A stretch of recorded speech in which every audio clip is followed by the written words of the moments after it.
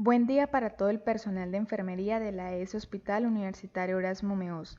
El día de hoy le vamos a hablar de uno de los protocolos más importantes de nuestra institución, el Protocolo de Prevención y Manejo de Lesiones por Presión.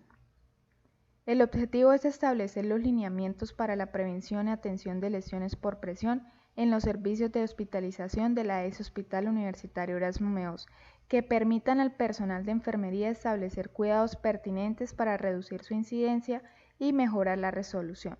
El alcance es que el protocolo de prevención y manejo de lesiones por presión aplique para todos los profesionales y auxiliares de enfermería de la institución.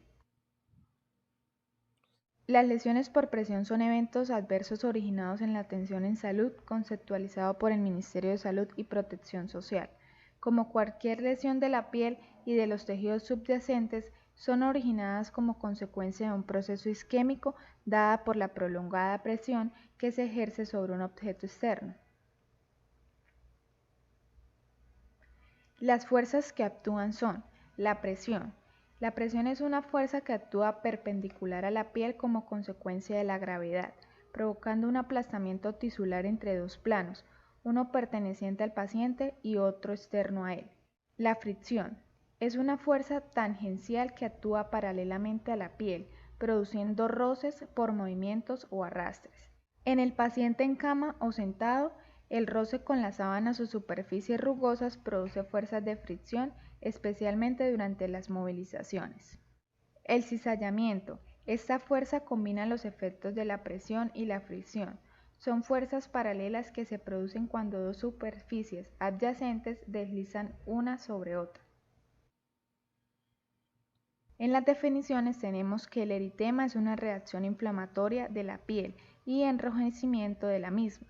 La escoriación es el levantamiento de la piel y un aspecto escamoso. La induración es el endurecimiento de los tejidos de un órgano. La isquemia es la falta total o parcial de aporte de sangre a un órgano. La maceración, ablandamiento por contacto con líquidos. Y la necrosis es la muerte patológica de un conjunto de células o de cualquier tejido del organismo. En cuanto a los tipos de tejido, tenemos el tejido de granulación, que es un tejido rojo o rosáceo con una apariencia granular o brillante.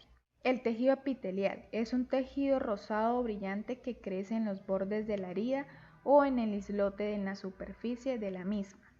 El tejido necrótico es un tejido oscuro, negro o marrón que se adhiere al lecho o a los bordes de la misma herida.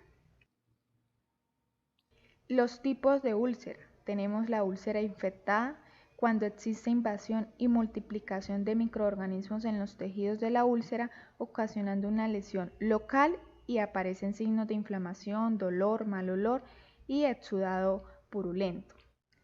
En las úlceras colonizadas es cuando en la superficie de la úlcera existen gérmenes contaminantes que se están multiplicando y no producen ninguna infección.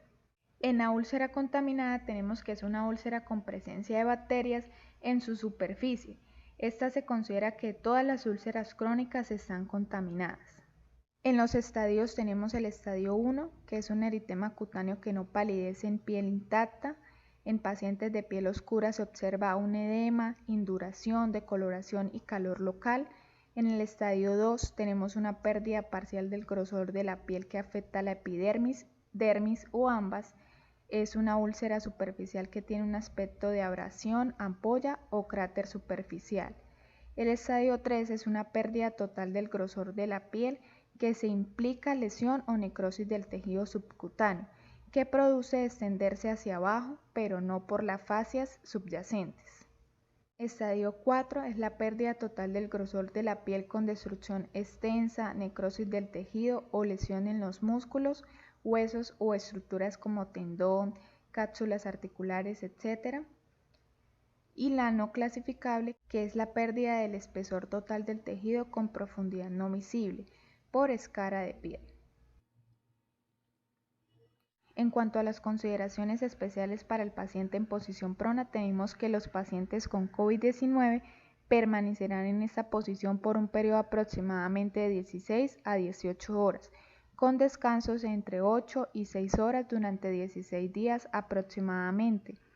La rotación de la cabeza debe ser cada 2 horas como mínimo. Igual tener en cuenta la rotación de la fijación del tubo orotraqueal cada 24 horas. Se debe utilizar almohadas y cojines para la redistribución del peso corporal y deben ser ubicados en abdomen, muslos y pantorrillas para liberar las prominencias óseas de la presión y deben removerse cada 2 horas. Se deben ubicar los brazos en postura de nadador, de modo que el brazo que se encuentra hacia arriba esté en una posición neutra sobre la cabeza y el otro brazo esté hacia abajo, paralelo al cuerpo en una posición de confort. Se debe alternar la posición del brazo cada 4 horas. Las contraindicaciones de la posición prona son inestabilidad hemodinámica significativa, acidemia severa, presión de perfusión cerebral menor a 30 milímetros de mercurio, aumento de la presión intracraneal mayor a 30 milímetros de mercurio, el embarazo, historia de intubación difícil, una cirugía facial o trauma severa facial, fractura de pelvis, inhabilidad para tolerar la posición boca abajo, quemadura seria del 20% del área de superficie corporal, fractura inestable y la cirugía mayor abdominal. Las áreas de mayor riesgo para presentar lesiones por presión son: en la cara tenemos la frente, la nariz, los pómulos, el mentón y el pabellón auricular. En el tórax y en los miembros superiores tenemos en los pectorales, glándulas mamarias y en los codos, crestas ilíacas y genitales masculinos, y en los miembros inferiores las rodillas, el dorso de los pies y los artejos. Se debe realizar la monitorización del riesgo por medio de la escala de Braden, la cual se aplica en las primeras 24 horas desde el ingreso del paciente para así evaluar el riesgo que padece, ¿sí? Y debe ser aplicada a todos los pacientes que ingresen. Si la escala de Braden nos arroja un puntaje mayor a 16, es decir, que se clasifica en riesgo bajo. Si la escala de Braden nos da un puntaje mayor a 16, es decir, que se clasifica en riesgo bajo. Las actividades que se deben realizar son: realizar higiene diaria utilizando agua y jabón, un jabón neutro. Debe realizar un secado minucioso de la piel sin fricción, teniendo especialmente en cuenta los pliegues cutáneos. Se deben aplicar cremas hidratantes procurando su completa absorción. Mantener la cama limpia, sábanas secas y sin arrugas. Estimular movimientos en cama una vez por turno. Efectuar movilizaciones cada 4 horas. Mantener el alineamiento corporal, la distribución del peso y el equilibrio del paciente.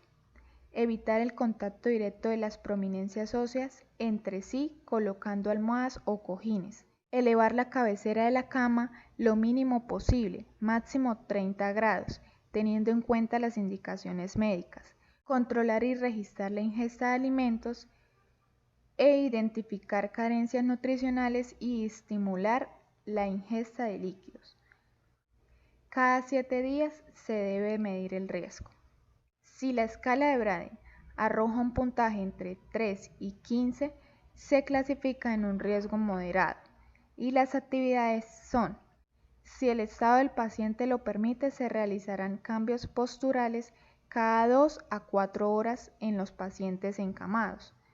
En zonas de especial riesgo se recomienda utilizar apósitos hidrocoloides de poliuretano, silicona o transparentes y sistemas de tipo bota-botín. Ante estas situaciones, sondas, mascarillas, tubos orotraqueales y máscaras de presión positiva se colocará esparadrapo hipoalérgico para protección de las zonas, evitando el contacto o roce directo del dispositivo con la piel. Se debe medir el nivel de riesgo cada 2 días. Si la escala de Braden arroja un puntaje menor a 12, es un riesgo alto. Y las actividades son: si el estado del paciente lo permite, se realizará cambios posturales cada 2 horas a los pacientes encamados. Y se aplicará todas las medidas preventivas descritas para riesgo bajo y moderado. Además, la utilización de superficies especiales para el manejo de la presión. Se debe medir el nivel de riesgo cada 24 horas.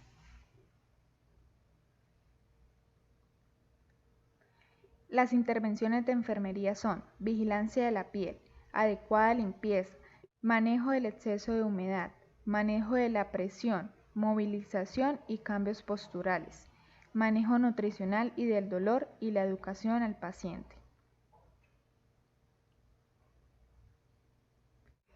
El seguimiento de los cuidados e intervenciones para el manejo de las úlceras por presión son: evalúe la respuesta del paciente a las intervenciones de cuidados realizadas con base en las órdenes de los especialistas y según el riesgo del paciente y el estadio de las lesiones.